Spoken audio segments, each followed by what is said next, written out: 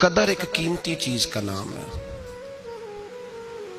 قدر والا فیض یاب ہوتا ہے اور جو بے قدر ہوتا ہے نا اس کا فیض سلب ہو جاتا ہے. اعظم ابو حنیفہ آپ کے شاگرد کہتے ہیں ایک باغ میں بیٹھ کر ہم کچھ لکھ رہے تھے, بہت ساری کتابیں بکھری ہوئی ہیں چاروں جانب. وہ کہتے ہیں کہ بڑا بکھرا ہوا سامان تھا, ہم ایک باغ میں بیٹھے تھے, کھلی فضا میں کام ہو رہا تھا. تو بعضوں کا شاگرد بھی بٹھائے جاتے ہیں, حوالے ڈھونڈو تو بخاری دیکھ تو مسلم دیکھ, بٹھائے جاتے ہیں ساتھ.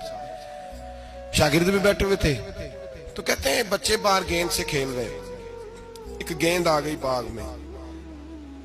ایک چھوٹا سا بچہ گیند لینے آیا تو امام صاحب اٹھ کے کھڑے ہو گئے. بچہ گیند لے کے چلا گیا. اب بچے کھیلتے ہیں تو کتنی دفعہ گیند آئے گی, پھر دوبارہ وہ گیند آ گئی. وہی بچہ پھر آیا, شاید اس کی ڈیوٹی یہ تھی. وہ جب دوبارہ آیا تو امام اعظم پھر کھڑے ہو گئے. وہ تیسری دفعہ آیا تو امام صاحب پھر کھڑے ہو گئے. اب شاگرد بیچارے اکتا گئے کہ ہم اتنی مشکل سے نوٹ سیدھے کرتے ہیں, بابا اٹھتا ہے تو کتابیں پھر بکھر جاتی.